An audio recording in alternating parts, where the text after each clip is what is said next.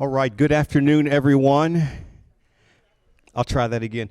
I'm still a transplant to Northeast Ohio. I migrated from the South, and there's a process that we use called call and response. So I say good afternoon, and you say good afternoon back. So good afternoon, everyone.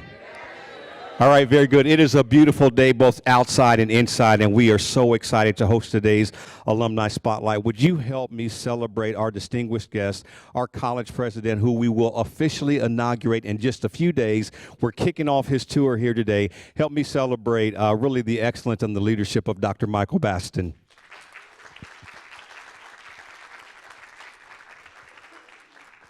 So we are proud to host this event as a part of the road to the inauguration of Dr. Baston, which is going to culminate this coming Friday. This is the third edition of Alumni Spotlight, which grew out of a Mandel Leadership Team project back in 2019. This event is a collaboration between the college's faculty-led Common Read program and Tri-C Alumni Relations Team. It provides a format for current students. I got a little extra power there. It provides a format for current students to hear about Tri-C and career journey directly from alumni, particularly those working in fields represented in the Common Read and inspired by them. This year, crying in H-Mart and featuring alumni in culinary arts, nursing, and creative arts. Following today's moderated discussion, we will have time for questions from our audience. Those viewing from other campuses may email their questions to the address that is visible on your screen. We are honored to have our student board scholar, Samantha Franco, helping us with today's program. Samantha will introduce our panelists and our moderator, Dr. Baston, and will be assisting with the question and answer portion of the program. So ladies and gentlemen, please join me in welcoming Samantha to the stage.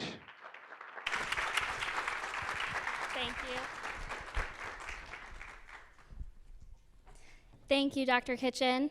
I am pleased to be here today to introduce the wonderful group of people who will be featured on stage in our Alumni Spotlight. Our first panelist is joining us virtually. Sarah DeMarco's Tri-C experience began as a basis in the Saturday Jazz Studies College Prep program. She studied music and then transferred to Berklee College of Music, earning her Bachelor's of Music/Music Business Management in 2009. Sarah is a seasoned music industry executive with experience across multiple facets of the business.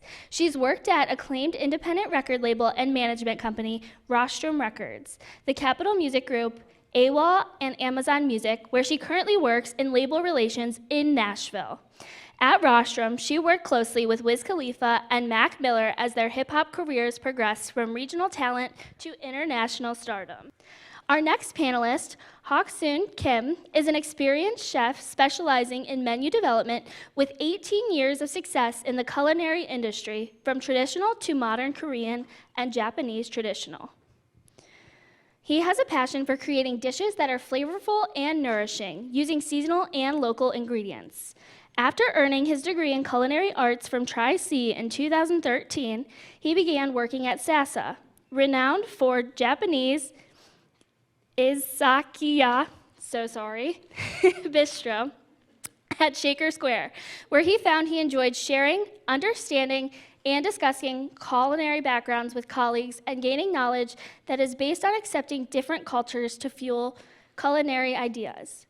His kitchen experience started with cooking while his mother and her various food experiences before coming to America. Outside of the kitchen, Hak-Soon enjoys hiking in the Cuyahoga Valley National Park, finding meditation in forests that provide refreshed energy for the kitchen.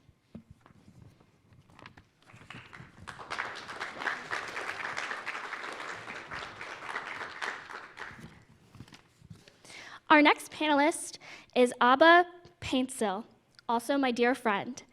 Abba earned her degree from Durban University of Technology in South Africa and was active in her church and community. Enjoyed a successful sales career as well. In 2017, she moved to Cleveland to pursue a nursing degree at Tri-C. The former student board scholar earned her Associate of Arts and Associate of Science degrees in 2019 and her Associate of Applied Science in 2021. As a registered nurse, Abba has worked in both the hospital and home care setting. Her experiences at college and the Cleveland Clinic allow her to mentor and coach Tri-C students. She currently works with Rema Healthcare Services, where she cares and advocates for her clients, especially those in the hospice phase. Abba currently serves on the college's Mandel Scholars Alumni Board and Tri-C's Alumni Council. She believes there is a leader in everyone. Let's welcome these 3 outstanding alumni who will share their Tri-C and career stories with us.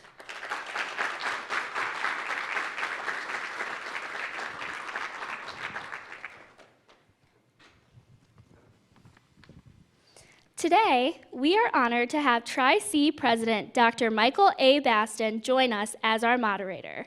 Dr. Baston became Cuyahoga Community College's 5th president on July 1st, 2022.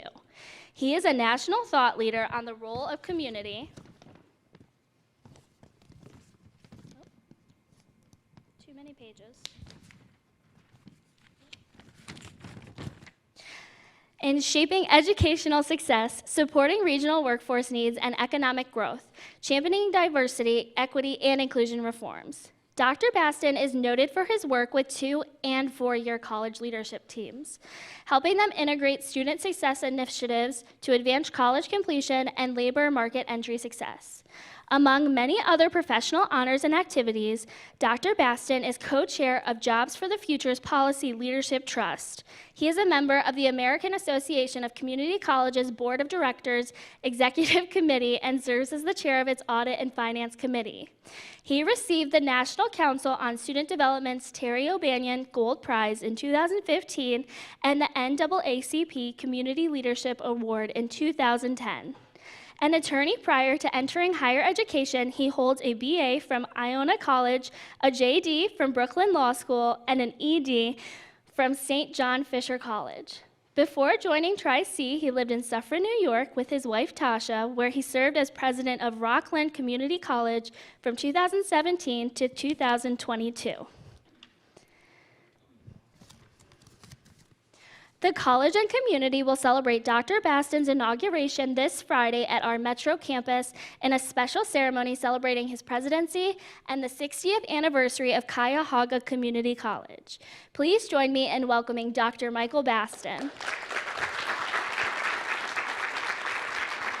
Thank you so much. Let's give Sarah a hand. Great job. Let's give a hand to our panelists. Hello there. It is certainly good to have you here today, and you can see our other panelists. Sarah, let's give Sarah a hand. Wave to the people, Sarah. They can see you. Well, today it is important for us to really say first, welcome home. We know that all of the students that are here in the session, and there are students that are watching all throughout our district. So all of our students all around the campuses are watching and really interested in hearing what you have to say on this alumni spotlight. So before we go any further, I want to ask you if you could tell us a little bit about your current job and some of the jobs that you had leading up to this one. I'm going to start in the virtual land. We're going to start with you, Sarah. Sort of give us a little bit about what you're doing today and how you got there. Yeah, so today I do label relations for Amazon Music in the country, Christian, and gospel space. So I basically am the connector and bridge between all of the labels that have country in their genre and work to go back to the Amazon Music teams to put together campaigns and proposals on how we can market and amplify their music globally. And to get there, I have 15 years of experience between majors and indies working all genres on the label side. So for me, now I'm just sitting on the other side of the table, which has been a lot of fun. Great, Sarah. Thank you for being here. All right, Haksun, did I say that right? Yes, correct. Beautiful. Tell us a little bit about your journey. Yes, I'm currently working at Sasa, which is Japanese tapas restaurant, as sous chef and kitchen managers, and to train new staffs and discuss with senior staffs for menu development, and then basically looking around every corner of the kitchen. And how did you get there? What were some of the steps that you took before you got there? Yes, I had some experience before coming to America in culinary industries, from traditional Korean restaurant and Korean barbecue restaurant to fine dining restaurant. And then I decided to find different opportunities. So that's why I decided to study abroad at TRIC. And then after graduation, I landed in SASA. Awesome, awesome. And Abba, let us know your story. Okay, thank you. So I came into America to study nursing. Prior to that, I had been in furniture sales, and my background is interior decoration. But then I came in here because I love to help people, and I was advised that being in nursing was one of the ways you could touch lives and change lives. So currently, I'm transitioning from Cleveland Clinic into UH Hospital. I worked at the Cleveland Clinic Gastroenterology and Hepatology Unit. In short, it is the liver and liver-related diseases. Oh my. And I also worked for a home care service in Cleveland, where I help elderly people and those going through hospice. That's what I'm doing PRN now whilst I transition into UH. So I'm happy I could be a blessing to other people. What a wonderful group we have today. What a wonderful group. I want to stay with you, Abba, as we kind of transition from your professional career for a moment. I'm going to ask you to reflect back, all of you, to reflect back upon your college years now. What class or experience did you find most enjoyable while you were in college? And was there a classroom project, an internship, or perhaps a college event that really got you excited about your profession? Okay. So try to see prereqs into nursing. Nursing is hard. For those who are listening, nursing is hard. However, I enjoyed my first semester at clinicals. And also, I think it was the third semester, the sequence has changed. But my third semester, when I went into OB and pediatrics, I loved that as well. For nursing, we used to have something called the test outs in the lab. And I will call my then fiance, who is now my husband, and I'll practice with him, and we'll laugh about it. And I'll be bringing all the big words. And you always tell me, you are doing great, you know, and even as That's much why he's as... now her husband. And even though we were nervous during test out, the practice and that space of trying to practice in a safe space was enjoyable for me, yeah. Phenomenal. How about you? Yes, when I thought about college years, I found myself enjoying all the cooking classes, from basic and advanced, and baking classes, internal cuisines, and American regional cuisine classes. So I enjoyed working with fellow students and as a team for plate, and then was a good chance to show like skills and ideas.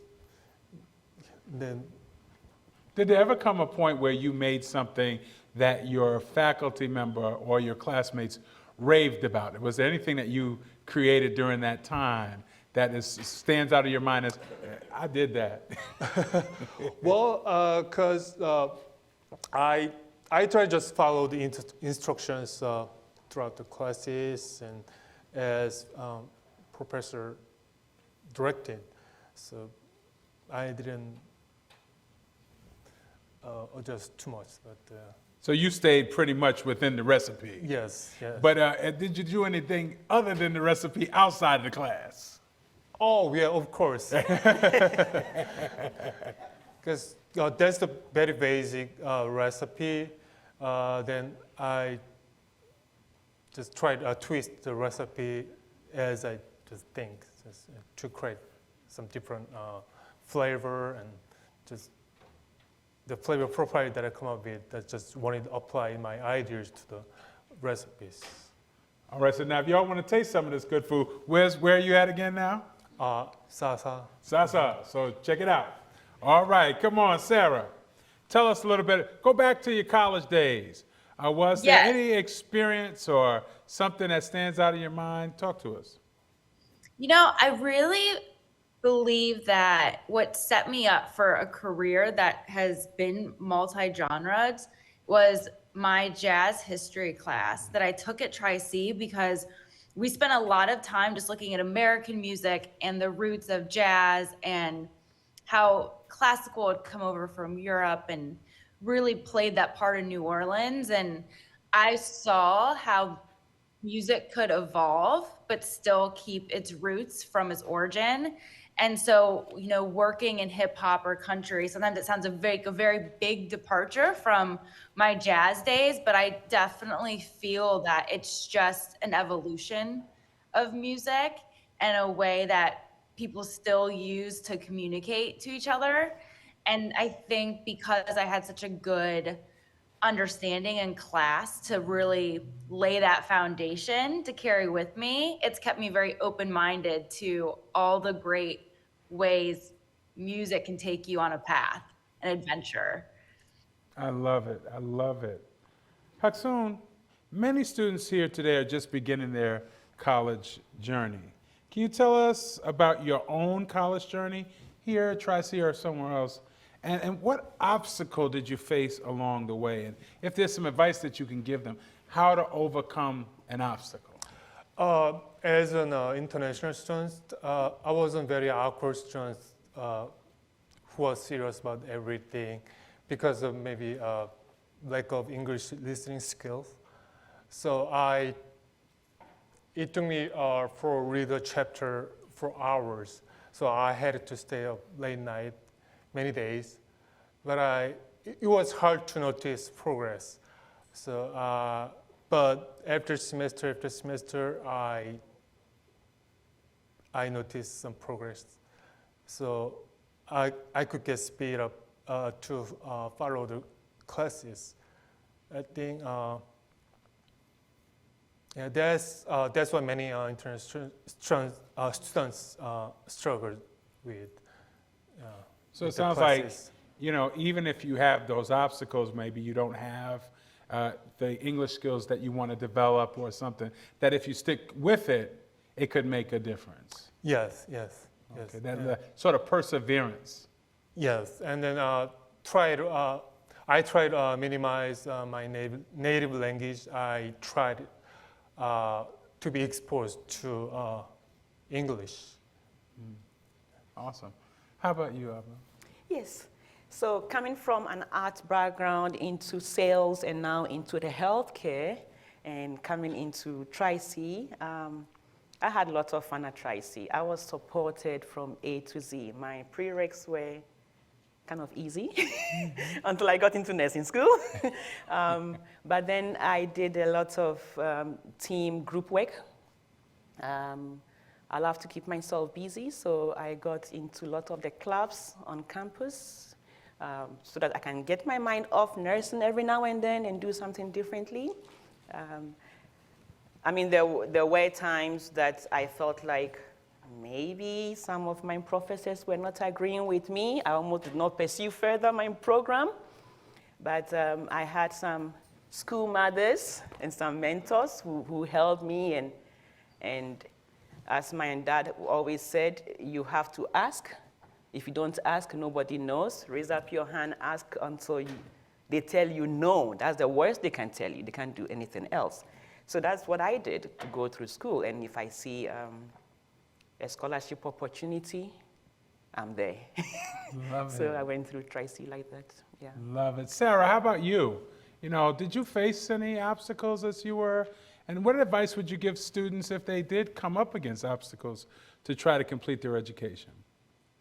I definitely took a different path for school. You know, I started at Tri-C and they had a program, and I think they were only one of two schools in the country that had a partnership with Berkeley so that I could transfer over. But I still had to go through that interview process. And you know, even when I got into Berkeley, I still had to find people to allow me to do an interview, an audition for scholarship money. So for me, just to take like time off to be able to prepare to make that move was something that I don't think people would find ideal, but I knew that's where I really wanted to be. And I knew Tri-C had teed me up to be a musician with the tools to be able to make that leap. And it just was going to take a little bit longer to come up with the actual funds and the mean to get there.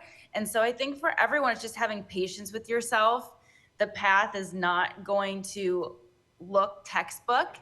And like you would tell that hypothetical story in your mind, there's always going to be twists and turns and ups and downs. But when I look back, sometimes I needed those extra months or that extra year because things out of my control were being put in place to make it the best experience down the road. So I think sometimes it's not going to happen the way that you want it. It just may not be in the timing, and just keeping that in mind, that things usually take a little bit longer than you expect, but that does not mean it's not going to happen.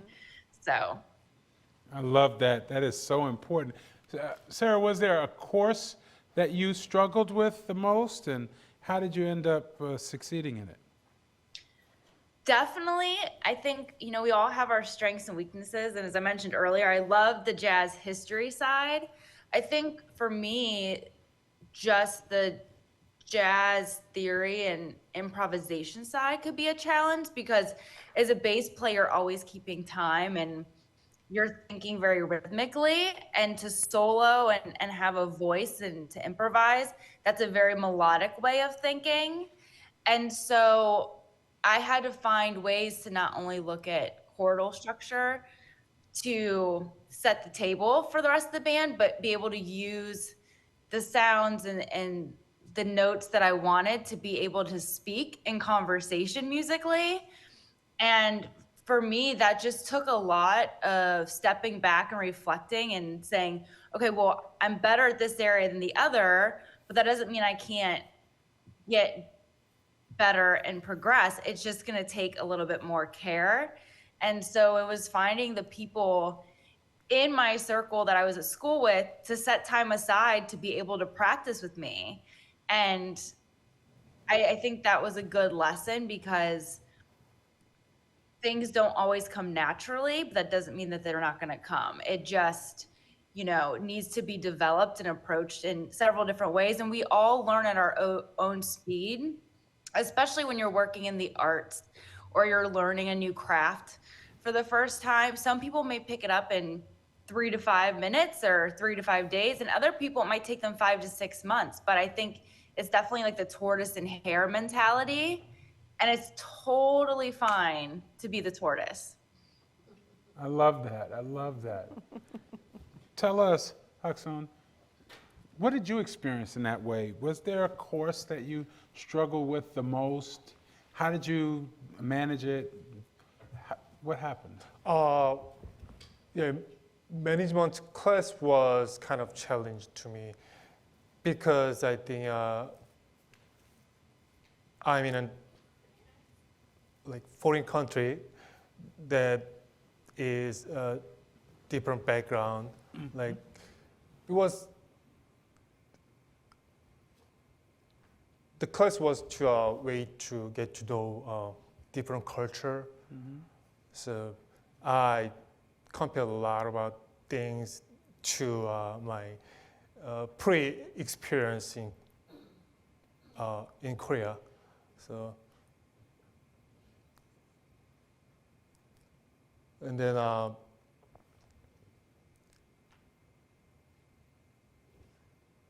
could imagine how that could be a cultural sort of reset.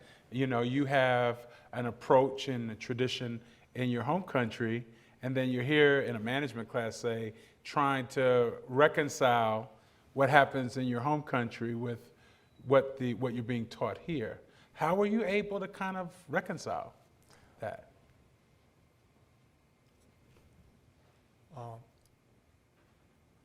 I try to find some actual examples. Gotcha. Yes.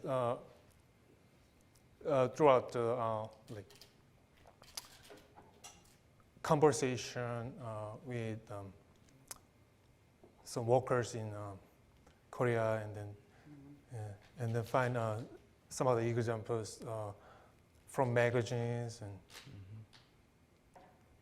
TV shows or those kind of things. And So it's almost like you had an extra set of education.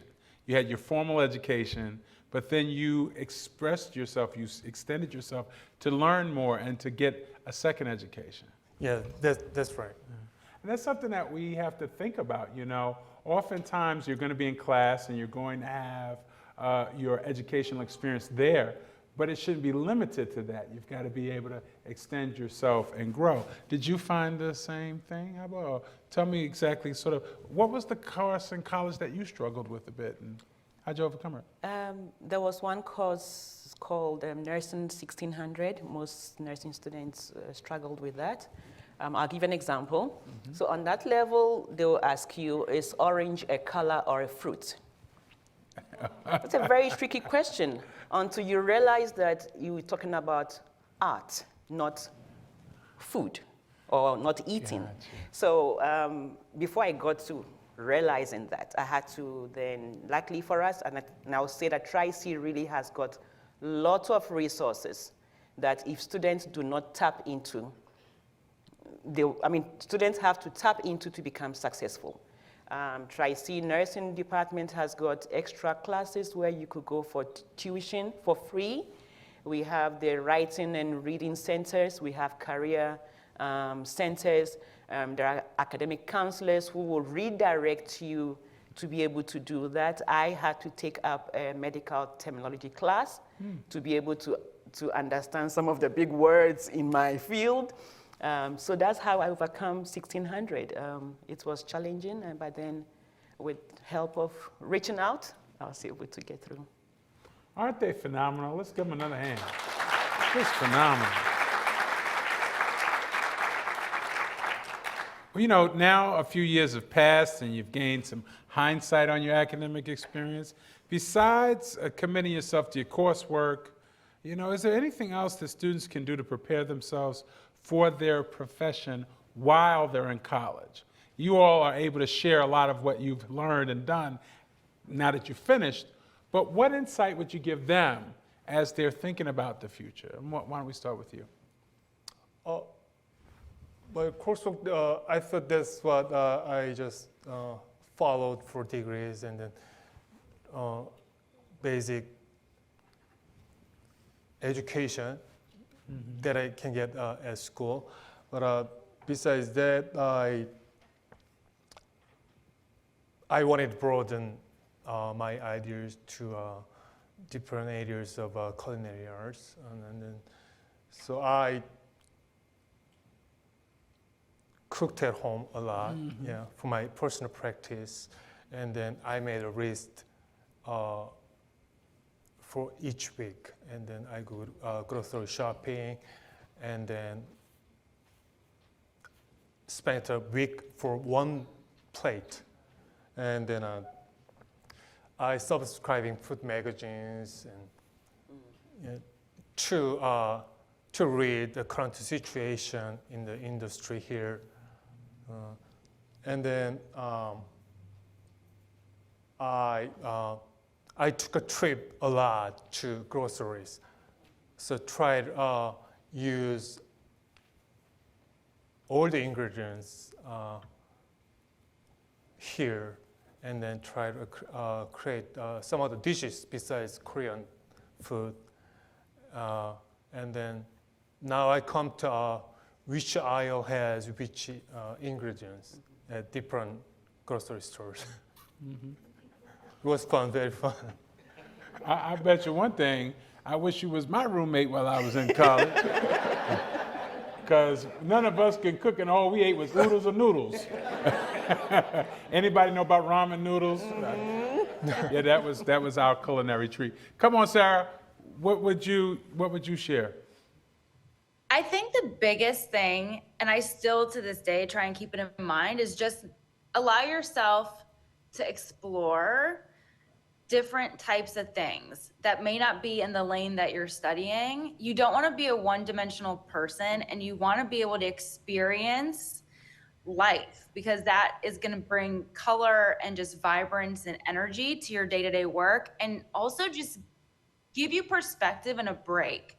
If you're just looking at the one thing that you're focused on 24/7, it can start to sometimes take over and feel overwhelming. And for me, just always exploring, going for hobbies, trying new things. Sometimes I would develop tools that I use now more than ever, and it just stemmed from curiosity. I always say, like, just say yes, just try things, and you'll be surprised that when you go down the road and look back, you're like, wow, I'm so glad I said yes to trying to do this different part of the business or look at it from the other side of the table, because now I actually know the other person's perspective and how to negotiate with them or how to connect with them in a new way. So I think all knowledge is very helpful to have in your bucket and to collect. And you may not always need that tool every day, but you may need it for special occasions. So it's good to really just allow yourself to be open to new things. I think that's a phenomenal way to think about it, because, you know, sometimes you get closed off and you get sort of this one track focus. But to be able to say, hey, I'm going to try this, I'm going to try that, it is a really important way to think about it. How about you? I think my advice to students who are going to leave eventually into the career field, nursing, for example, has got so many areas that you can go into. So I feel they have to talk to people already in the field to know which area or which direction they want to go to. And also, I still go to YouTube to sometimes look at how something is done properly. You know, you don't stop learning. So go on the internet, it's our friend these days, and learn, talk to people. Again, don't be shy to ask. The worst they can tell you is no. I love it. I'm finding new ways to tie my ties on YouTube. Very, very helpful, very helpful, very helpful. Let me dive a little deeper into your careers. So the next kind of couple of questions I want to ask really are connections to our common reading text, Crying in H Mart. And we have a specific question for each of you based on your professions. Abba, this year the memoir Crying in H Mart chronicles the author's journey in caring for her mother on hospice. As a nurse, what advice can you offer families who are caring for loved ones facing end-of-life experiences or chronic illnesses? I'm so glad you asked that question, because this year I've been able to hold the hands of 2 people who have passed on, literally holding their hands till their last breath. And my advice to families who are caring for their loved ones is to follow through on the loved one's wishes. Of course, you have to see to the legal aspect, the financial aspects.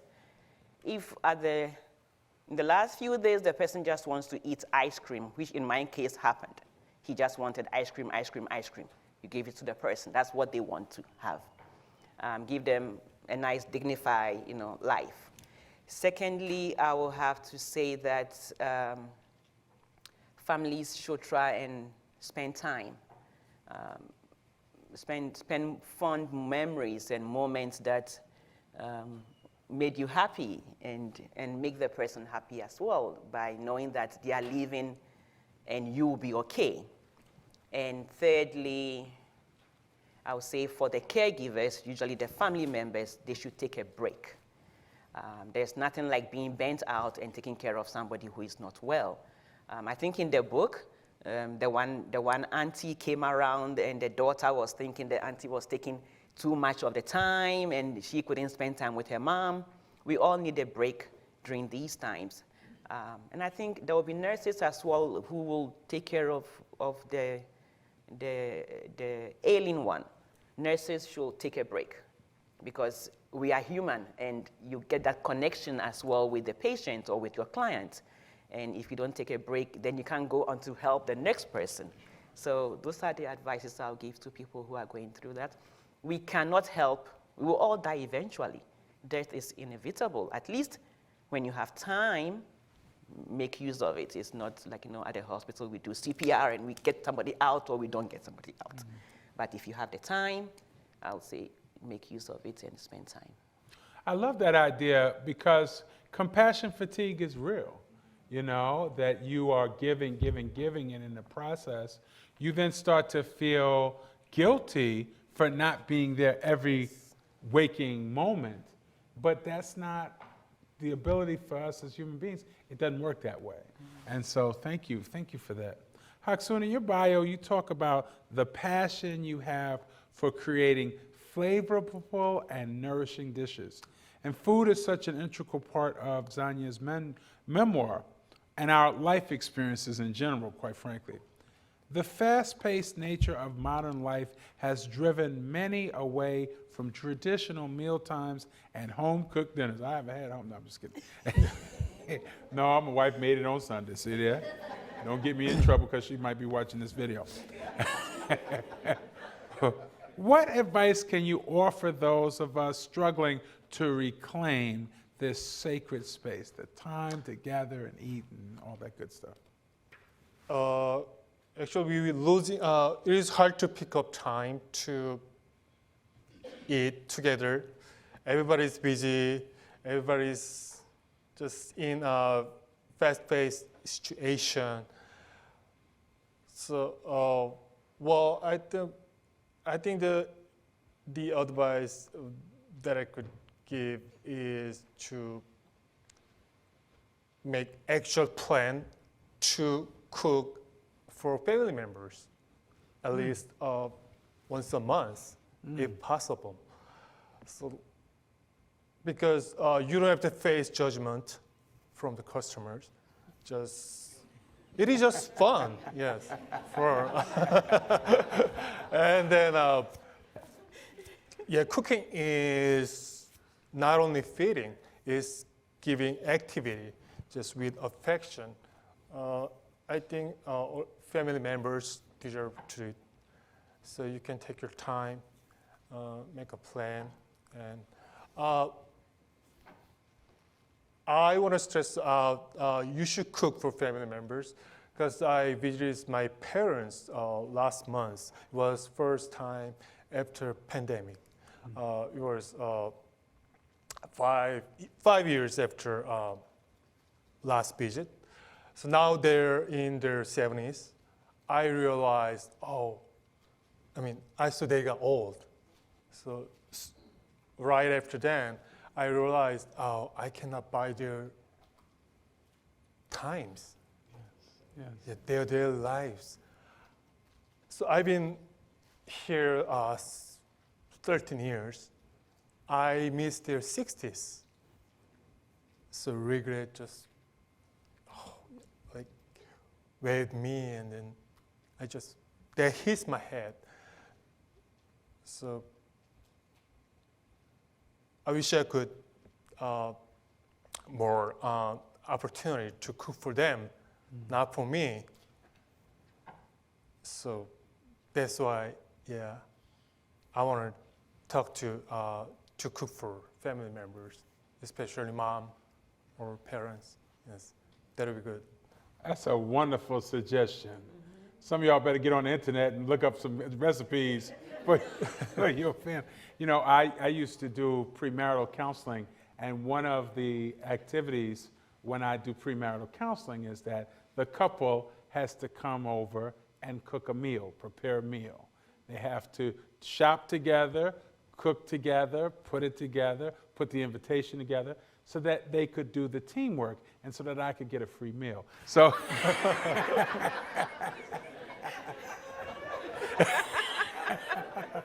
so Sarah, enough about me. So Sarah, Michelle Zana, the author of Crying in H Mart, is also a musician in a band called Japanese Breakfast. And in the memoir, which was written before her musical career took off, there's quite a bit of tension around Michelle's decision to pursue a profession in the arts because her mother was very concerned she might not be able to support herself, if you can imagine. So you've been a musician yourself and now are a seasoned music industry executive. So how have you straddled the realms of music and business? And how did you combine your love of music and performance with a career in business? How did that come about? Well, first, thinking of the book, I think resistance comes from fear.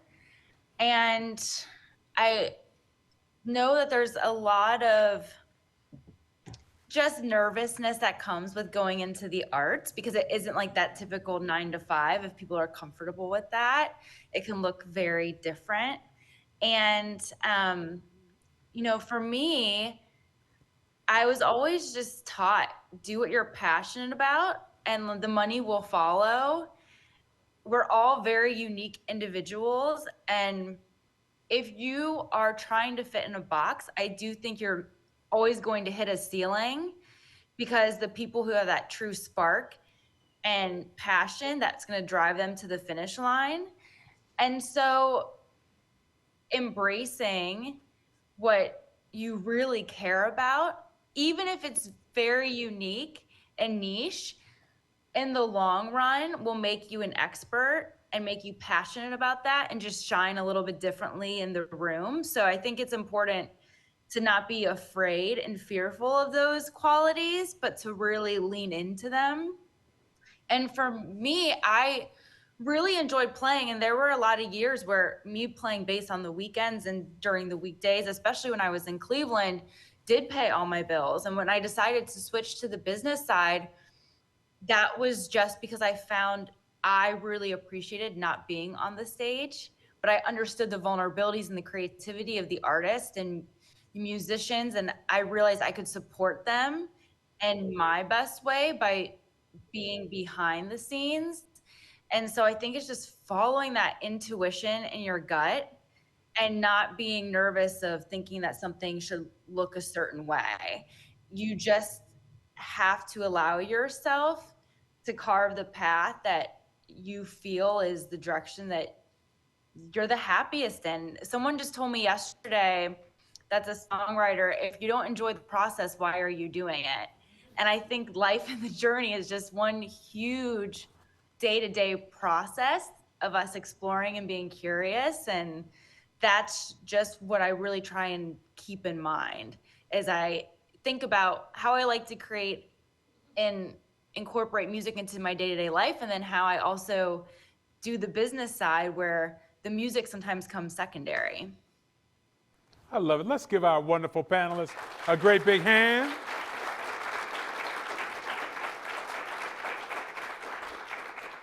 We're going to take some questions from you all. And in fact, we have students viewing from other campuses, and they can submit their questions to the email address shown on the screen, which is alumnirelations@tric.edu.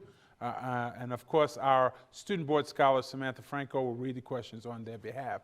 But let me ask you all, so what's next? Like, what's the big thing that's happening for you now? What's the most important thing you're looking forward to in your career now? I'm going to start with you, Sarah. What's the big thing that's happening in your neck of the woods? Well, right now, so I've been at Amazon Music the past 5 months.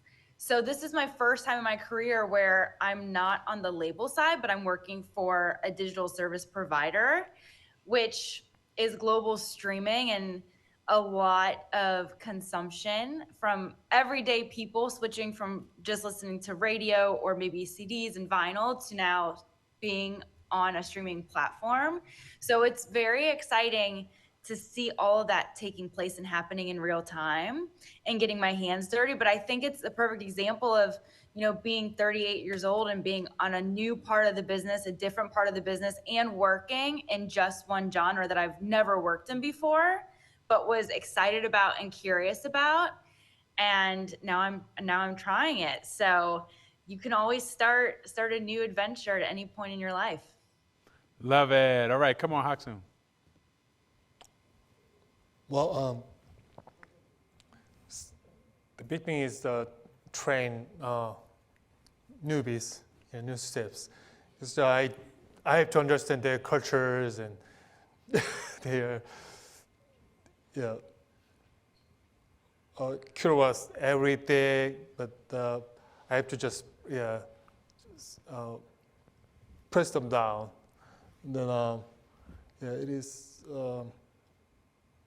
it's big thing. And then due to inflation, everything's cost just expensive, and so I think about reducing waste for cost-wise, and then that's one of the I have to train steps to how to use ingredients, not wasting.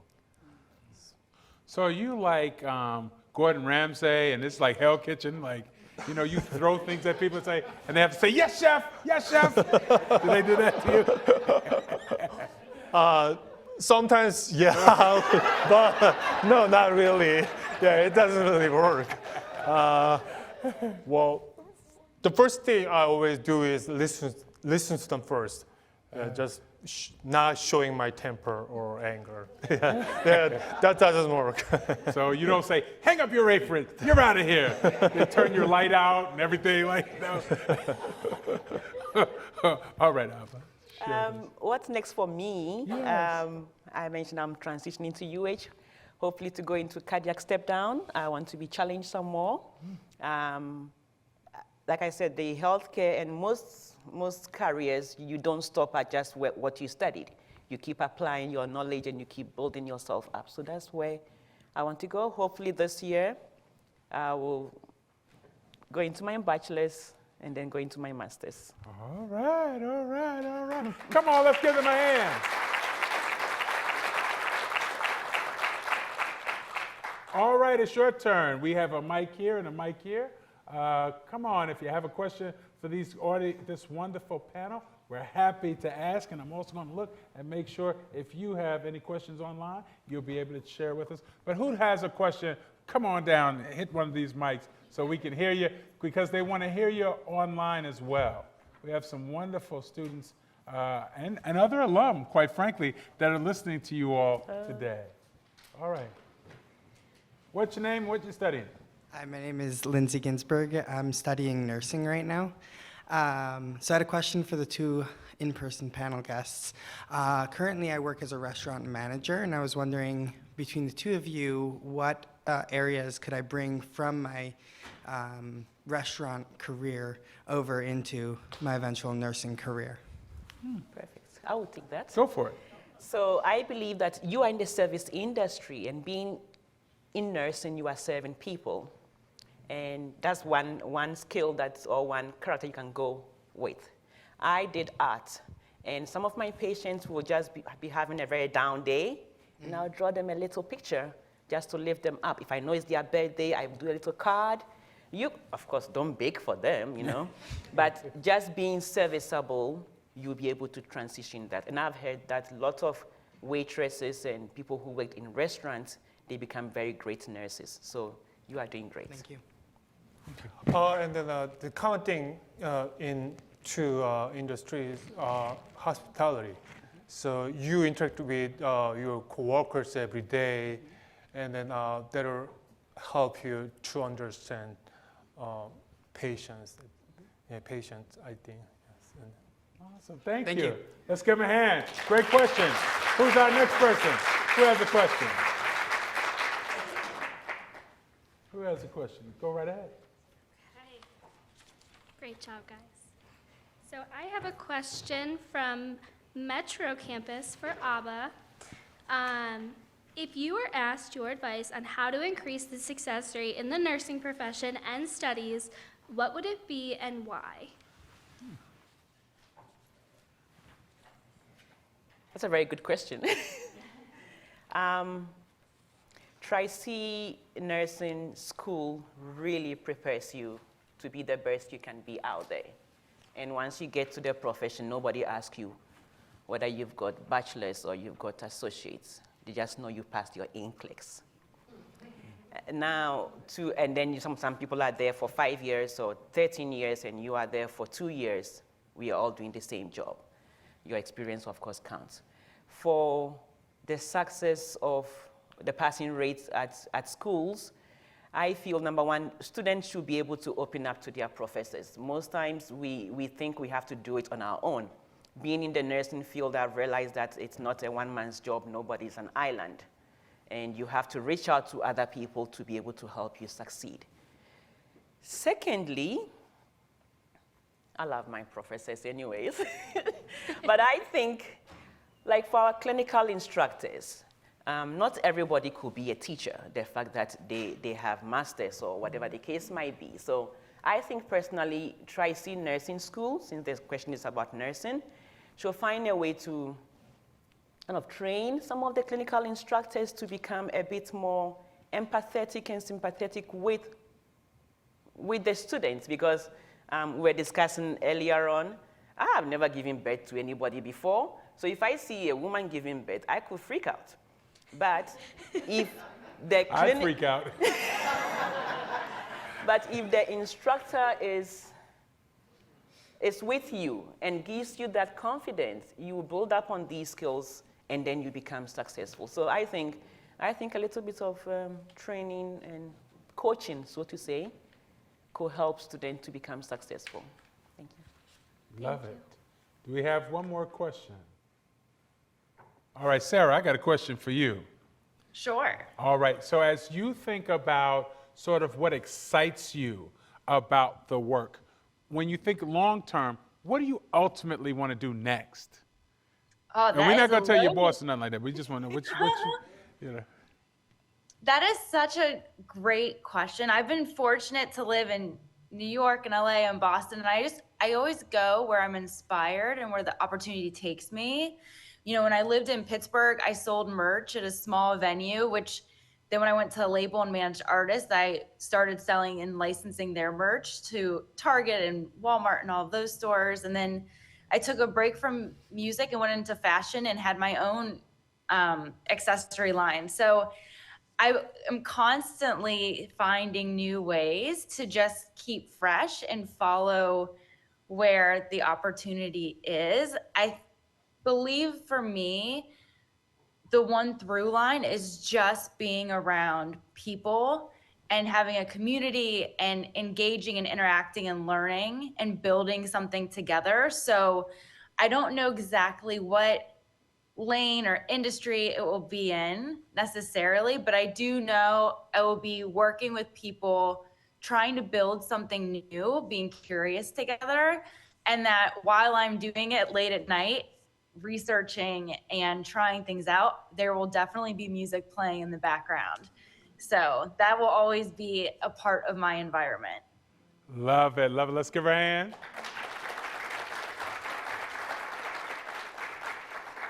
All right, Haksun, what do you see down the line? I'm just going to put a pitch in for Korean soul food, but you tell us what's your big picture down the line? What do you hope to really do? I think of Korean food a lot these days.